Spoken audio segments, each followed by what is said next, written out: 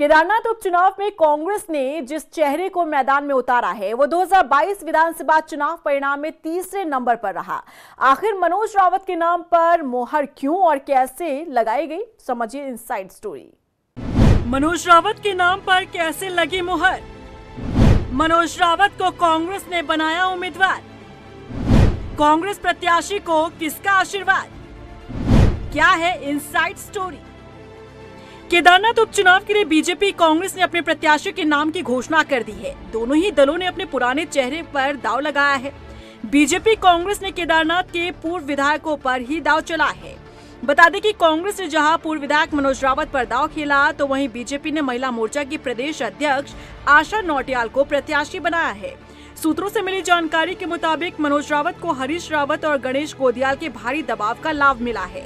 मनोज रावत 2022 के विधानसभा चुनाव में तीसरे स्थान पर थे, जबकि उनसे ज्यादा वोट निर्दलीय प्रत्याशी कुलदीप रावत ने हासिल कर दूसरे स्थान को प्राप्त किया। वहीं दोनों ही दलों ने जीत के दावे करने शुरू कर दिए हैं। बीजेपी प्रत्याशी पूर्व विधायक आशा नौटियाल साल 2002 और 2007 में लगातार इस सीट पर चुनाव जीतती रही। 2017 में टिकट नहीं मिलने की वजह से आशा नौटियाल निर्दलीय तौर पर मैदान में उतरी, लेकिन चुनाव नहीं जीत पाई।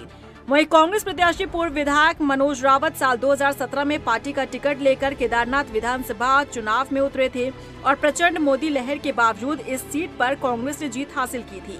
इसके बाद 2022 के विधानसभा चुनाव में मनोज रावत को हार का सामना करना पड़ा। 2022 के चुनाव में तीसरे नंबर पर रहने के बावजूद इस बार कांग्रेस हाईकमान ने मनोज रावत पर भरोसा जताया है।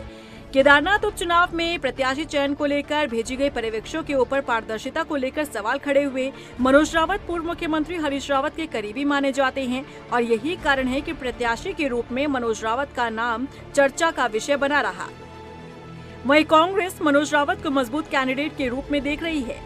2022 के चुनाव परिणाम देखते हुए मनोज रावत को टिकट दिया गया। कांग्रेस प्रवक्ता गरिमा दसोनी का कहना है कि मनोज रावत केदारनाथ के पूर्व विधायक हैं और एक मजबूत कैंडिडेट भी हैं।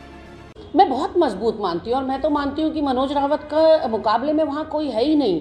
पिछले चुनाव की तो आप बात ही मत करिए, इसलिए क्योंकि एग्जिट पोल्स में आपने देखा कि एक तरह से सुपड़ा साफ भाजपा का हो रहा था, कांग्रेस की सरकार आ रही थी। एक झूठ का शिगुफा भारतीय जनता पार्टी ने यहाँ तैयार किया चुनाव जीतने के लिए और उस झूठ को इतना फैलाया, इतना और बार बार फैलाया कि उसी की बुनियाद पर आज धामी सरकार टिकी हुई है। तो उसमें मनोज रावत क्या, उसमें तो कोई नहीं बच पाया उस झूठ के सामने।